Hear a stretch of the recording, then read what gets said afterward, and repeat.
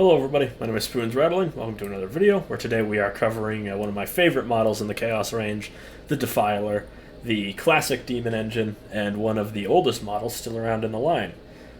Let's get into it, starting off with, of course, its stats. It moves 8 inches, which isn't amazing, but given its general purpose role, it's not awful. It's toughness 10, making it quite resilient to a lot of anti-tank weapons, though still susceptible to things like las cannons.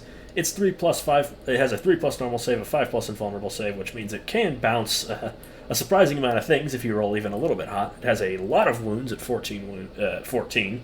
It's leadership 6 plus. It has OC 5. Now it has an entire suite of ranged weapons. I'm going to cover all of them, of course. There is a combi bolter, which is rapid fire 2, 24-inch range, 2 attacks, ballistic skill 3 plus, strength 4, AP 0, damage 1. The combi weapon is rapid fire 1, dev wounds, anti-infantry 4 plus with 24-inch range, 1 attack, ballistic skill 4 plus, strength 4, AP 0, and damage 1. The Defiler cannon, which is 48-inch range with blast at d6 plus 3 attacks, 3 plus ballistic skill, strength 10, AP 1, and damage 3. The Havoc launcher is blast, 48-inch range, d6 attacks, hits on 3, strength 5, AP 0, and damage 1. The Reaper autocannon has devastating wounds, sustained hits 1, 36-inch range, 4 attacks, hits on 3, strength 7, AP 1, damage 1. The Heavy Bolter is sustained hits 1, twin-linked, 36-inch range, 3 attacks, ballistic skill 3 plus, strength 5, AP 1, and damage 2. The Twin Heavy Flamer is Torrent, ignores cover, twin-linked, with 12-inch range, d6 attacks, no ballistic skill, it auto-hits, strength 5, AP 1, and damage 1. And a Twin Las Cannon, which is, of course, twin-linked, 48-inch range, 1 attack, hits on 3, strength 12, AP 1, and damage d6 plus 1. In terms of melee weapons, it always comes with Defiler claws, which have 5 attacks. They hit on 3s at strength 16, AP 3, and damage d6 plus 1. And it can take a Defiler Scourge, which is 5 attacks, hits on 3s, strength 12, AP 1, and damage 2. That's a typo, it's actually 3 attacks. So in terms of what you can take a combi bolter or weapon regardless, so I would recommend taking the combi bolter. You always get the Defiler cannon, it's mounted center line. Then on the left arm, you can have the Heavy Flamer, Havoc launcher, or Scourge. Always take the Scourge is the best. Then on the right arm, it comes standard with a Reaper autocannon, then it can upgrade to a Twin Heavy Bolter or Twin Las Cannon. I'd say for the most part, the autocannon is better in most detachments, with the las cannon being better in one detachment, which we'll get into later, for the sole reason that the autocannon just plays more into its role of being really good at clearing all kinds of infantry with its devastating wounds. It also has a good chance to chip damage on anything. The Havoc launchers, of course, Defiler cannon, is of course super general purpose, very good at killing most kinds of infantry. Its flat damage 3 means it can chunk vehicles pretty well. And of course the combi bolter is just a nice little extra bit of damage.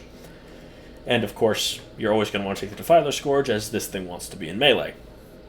In terms of its datasheet abilities, it has Scuttling Walker, which means it can move over terrain features that are 4 inches or less in height, as if they were not there. It can't end its move on top of it, though, which is helpful given its huge profile, though with its slow move it really isn't game-changing, but means it can get over ruined walls relatively easily. Then its actual ability to make it, not just functional, but have a purpose, is one model with this ability can use the counter-offensive stratagem for 0 CP, even if it was used elsewhere. This encourages the Defiler to be fighting on the front lines and be the first thing that people can charge, or charging into things themselves. I'd say with this rule, you're generally going to want to run 2 Defilers just to make it so that if they attack one, the other one can hit back just as hard. This also plays into the rest of your army, because if you have, say, 2 of these and then a huge block of Terminators, you can threaten counteroffensive with the Terminators or with the Defilers, putting the enemy in a lose-lose situation. This also plays well into any consolidate stratagems you could use if your detachment has one of those.